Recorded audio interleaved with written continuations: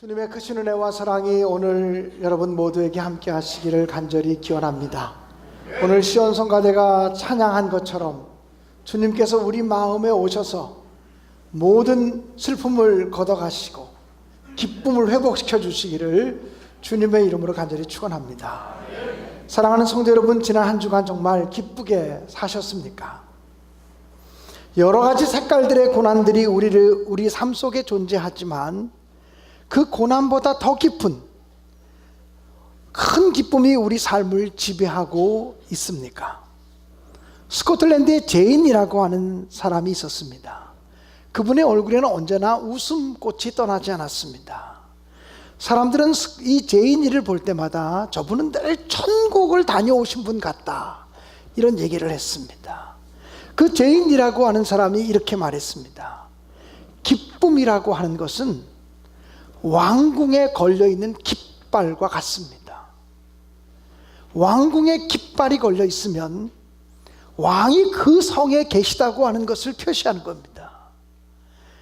우리 그리스도인의 삶 속에 기쁨이 있다고 하는 것은 만왕의 왕이신 예수 그리스도께서 우리 마음 안에 거하신다고 하는 증거입니다. 이렇게 얘기했습니다. 사랑하는 여러분, 그러므로 만왕의 왕 되신 예수님께서 우리 마음에 거하실 때 우리 마음에는 기쁨이 충만할 수밖에 없다는 것입니다. 지난 한 주간 저는 예기치 못한 기쁨이라는 제목으로 설교를 하려고 준비하면서 나 자신은 진정으로 기뻐하고 있는가, 그리고 내 안에는 기쁨이라고 하는 깃발이 나부껴서 나를 바라보는 사람들이 내 안에 계신 왕 되신 예수 그리스도를 발견할 수 있겠는가, 이런 질문을 계속 하면서 한 주간을 살았습니다. 우리 모두가 너무나 좋아하는 말씀이지만 잘 지키지 못하는 말씀이 있습니다. 데살로니가전서 5장 16절부터 18절까지의 말씀입니다. 한번 같이 읽읍시다. 항상 기뻐하라, 쉬지 말고 기도하라, 범사에 감사하라, 이것이 그리스도 예수 안에서 너희를 향하신 하나님의 뜻이니라. 아멘. 항상 기뻐하고 항상 쉬지 말고 기도하고 범사에 감사하는 것이 우리를 향한 하나님의 뜻이라고 성경은 말하고 있습니다. 우리는 다 이렇게 살기 원하지만 실제로는 항상 기뻐하지 못하고 쉬지 않고 기도하지 못하고 범사에 감사하지 못하는 삶을 우리가 살아갈 때가 얼마나 많은지 모릅니다. 이 말씀을 읽으면서 항상 기뻐하라고 하는 말씀이 맨 앞에 나와 있다고 하는 사실을 여러분 기억하십시오. 기뻐하는 삶이 없이는 우리의 기도가 형식이 되어질 수 있습니다. 진정한 기쁨이 없다면 우리의 감사는 외식이 되어질 수 있습니다. 그러므로 진짜 기도하려면, 진짜 감사하려면 그 전에 먼저 주님 때문에 기뻐하는 삶이 필요합니다. 빌립보서 4장 4절을 보면 이렇게 기록되어지고 있습니다. 함께 읽겠습니다. 주 안에서 항상 기뻐하라, 내가 다시 말하노니 기뻐하라.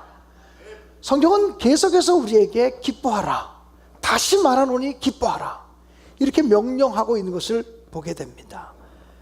그런데 주 안에서 항상 기뻐하라고 말하고 있습니다. 주 안에서라고 하는 말은 주님 때문에 라는 말입니다. 주님 때문에 기뻐하라. 주님 안에서 얻는 기쁨은 세상이 주는 기쁨과는 조금 차이가 있습니다. 이것은 오직 주님과의 관계에서 경험되어지는 기쁨입니다. 그것은 바로 죄사함의 기쁨이요, 하나님의 자녀가 되어진 기쁨이요, 하나님의 일꾼으로 살아가는 기쁨이라고 말할 수 있습니다.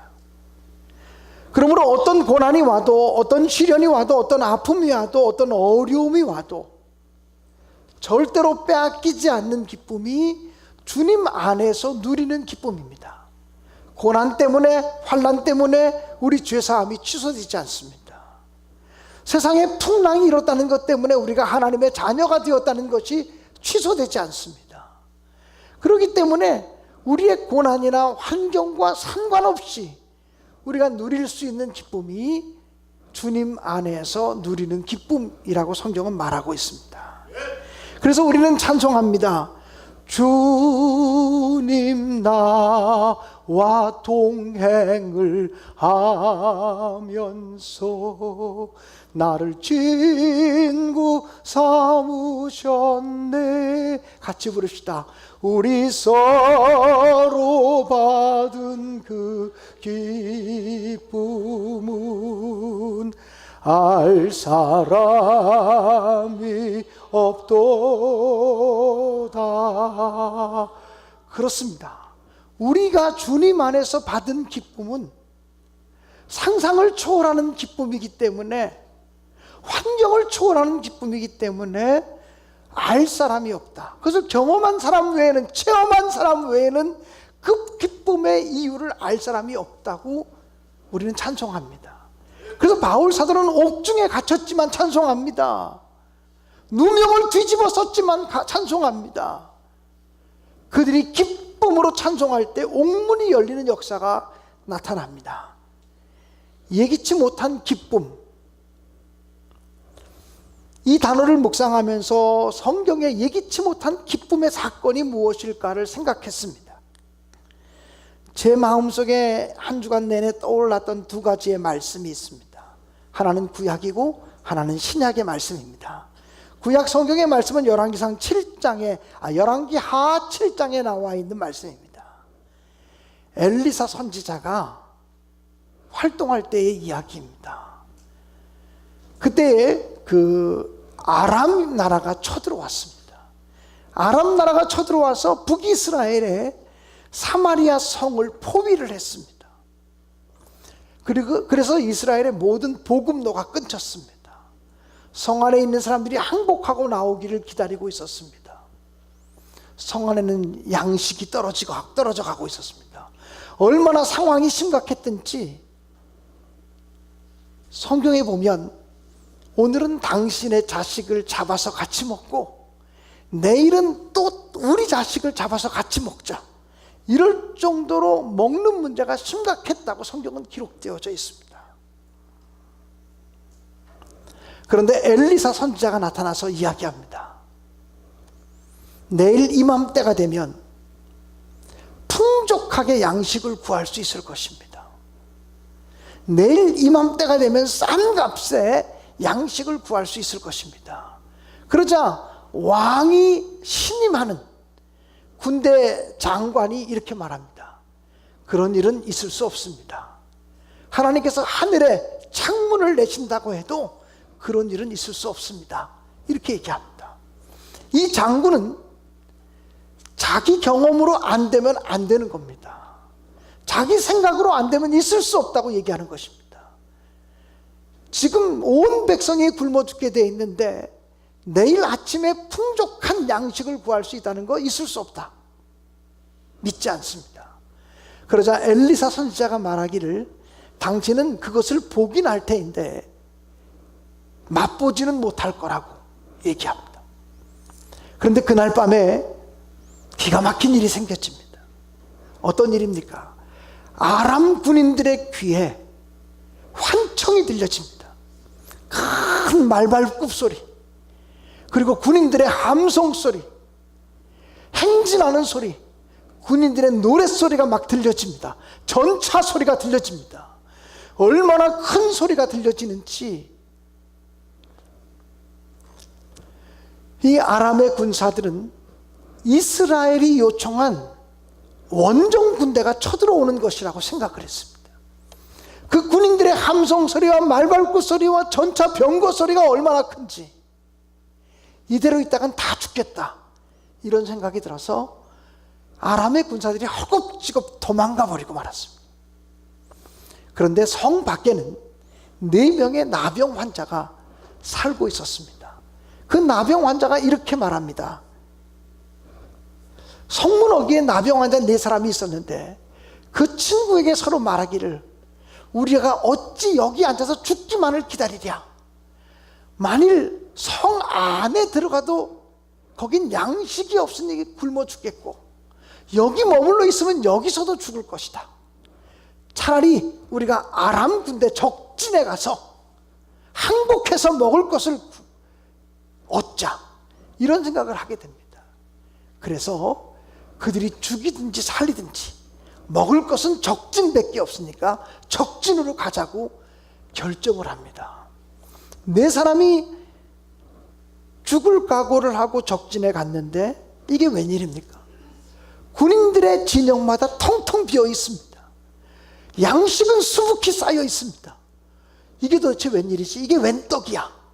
그러면서 그들은 허겁지겁 먹고 마시고, 그리고 챙기고 먹고 마시고 챙기고 먹고 마시고 숨기고 아마 이랬을 것입니다.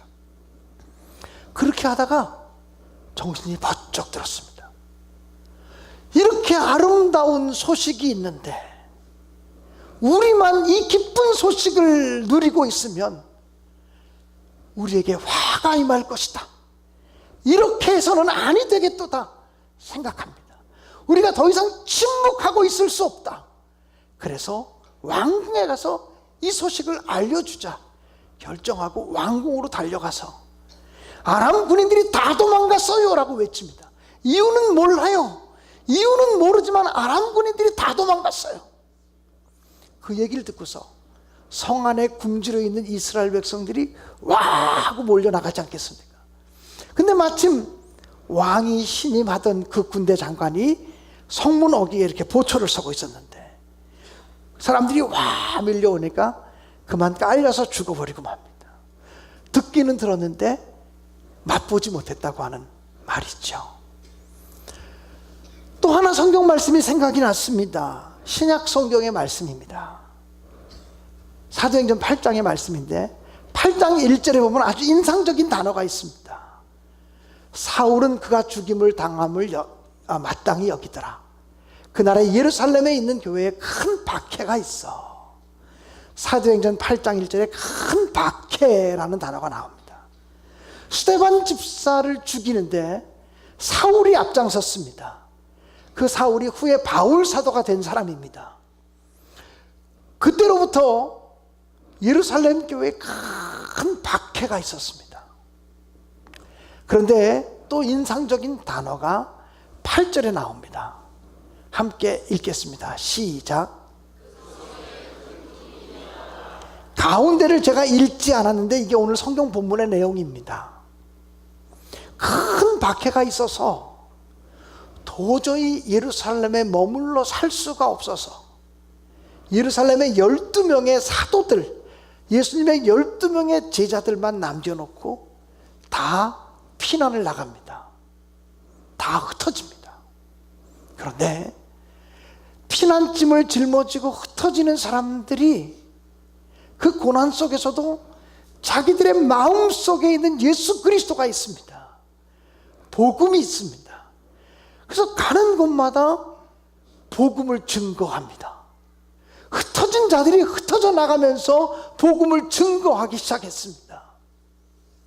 그리고 빌립 집사는 사마리아 성에 가서 복음을 증거했는데 빌립 집사가 증거하는 말씀을 듣고 사마리아 성, 그 성 전체에 큰 기쁨이 있었다고 성경은 기록하고 있습니다. 다소 어울리지 않는 두 개의 단어, 큰 환난, 큰 기쁨.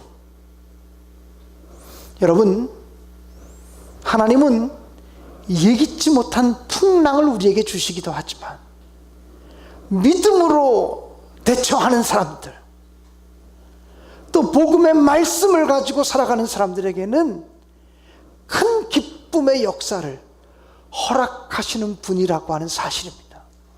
우리가 상상할 수 없는 기쁨, 예기치 못한 기쁨을 준비해 주시는 분이 하나님이라고 하는 사실을 한순간도 잊지 마시기를 주님의 이름으로 간절히 축원합니다. 여러분, 구원함을 얻은 기쁨이 있습니까? 여러분에게 예수님의 십자가, 예수님의 구원의 은혜가 너무나 감사해서 견딜 수 없는 마음으로 찬양했던 순간이 있습니까? 벅찬 가슴으로 예배드렸던 경험들이 있습니까? 저는 우리 교회 예배가 가슴 뛰는 예배가 되어졌으면 좋겠습니다. 형식적인 예배가 아니라 가슴 뛰는 예배, 기쁨이 충만한 예배가 되어졌으면 정말 좋겠습니다. 그래서 우리 안에 있는 그 주님이 주신 기쁨을 누구도 빼앗을 수 없게 되어지기를 주님의 이름으로 간절히 축원합니다. 사랑하는 여러분, 이화여자대학교의 총장이셨던 고 김한란 박사를 기억하실 것입니다. 그분은 첩의 딸로 태어났습니다. 첩의 딸로 태어났기 때문에 자랄 때부터 많은 놀림을 받으며 자라났습니다. 그러나 그는 그 모든 환난을 극복하며 또 승리하는 삶을 살았습니다. 그가 자기의 지나온 삶, 첩의 딸로서 고난받으면서 그 풍파를 이기며 살아왔던 삶을 시로 고백했고, 그분이 시로 고백했던 가사가 우리 찬송가에 기록이 되어져 있습니다. 한번 저하고 같이 한번 불러보시면 좋겠는데요. 예배 중이지만 한번 불러보시면 좋겠습니다. 1절과 3절과 5절만 좀 한번 불러보시면 좋겠습니다. 반주하실 수 있는 345장인데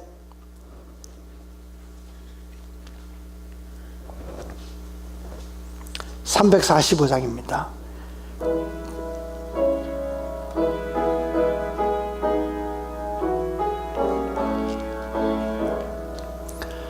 캄캄한 밤 사나운 바람 불 때 만경창파 망망한 바다에 외로운 배 한 척이 떠나가니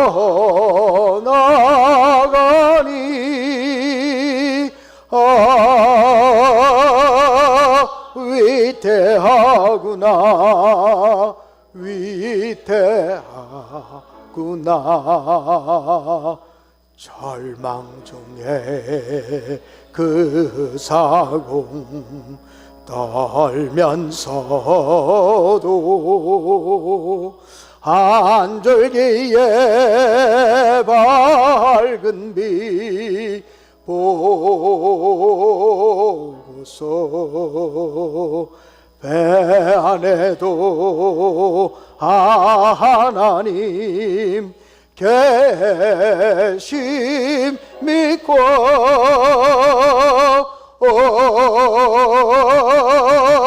기도 올린다 기도 올린 모진 바람 또 험한 큰 물결이 진 바람 또 험한 큰 물결이 제 아무리 성내여 덮쳐도 권능의 손 그 노를 저으시니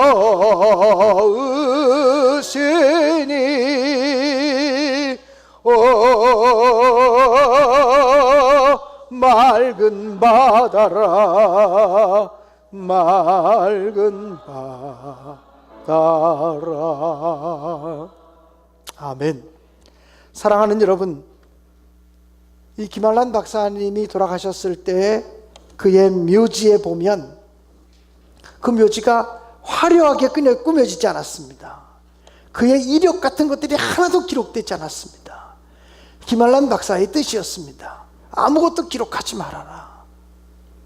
그리고 오직 성경 구절 하나만 기록이 되어져 있습니다. 항상 기뻐하라. 쉬지 말고 기도하라. 범사에 감사하라. 이것이 그리스도 예수 안에서 너희를 향하신 하나님의 뜻이니라. 우리의 화려한 이력보다, 우리의 화려한 경력보다 더 소중한 것, 항상 기뻐하며 살았느냐는 것입니다. 근데 그 기쁨은 내가 만들어내는 기쁨이 아닙니다. 환경이 만들어주는 기쁨이 아닙니다. 위로부터 주께서 우리에게 허락하신 기쁨이고, 예수 그리스도를 통해서 우리를 죄사함을 얻게 하신 기쁨이고, 하나님의 자녀 삼아주신 기쁨이고, 천국 백성 삼아주신 기쁨인 줄로 믿습니다. 외국에 있는 목사님들이 우리 한국교회 와서 예배를 드리면 꼭 예수님의 장례식을 치르는 것 같다, 얼마나 예배 분위기가 엄숙한지 예수님의 장례식 분위기 같다, 이렇게 얘기를 한답니다. 여러분, 우리는 예수님의 장례식 분위기 같은 예배가 아니라 사실은 우리 안에 넘쳐 흐르는 기쁨을 가지고 주님을 찬양하는, 부활의 주님, 영광의 주님을 찬양하는 그런 예배가 되어졌으면 정말 좋겠습니다. 가슴 뛰는 예배, 하나님의 그리스도 예수의 임재를 경험하는 그런 예배, 그런 예배를 드릴 수 있게 되어지기를 주님 안에서 간절히 축복합니다.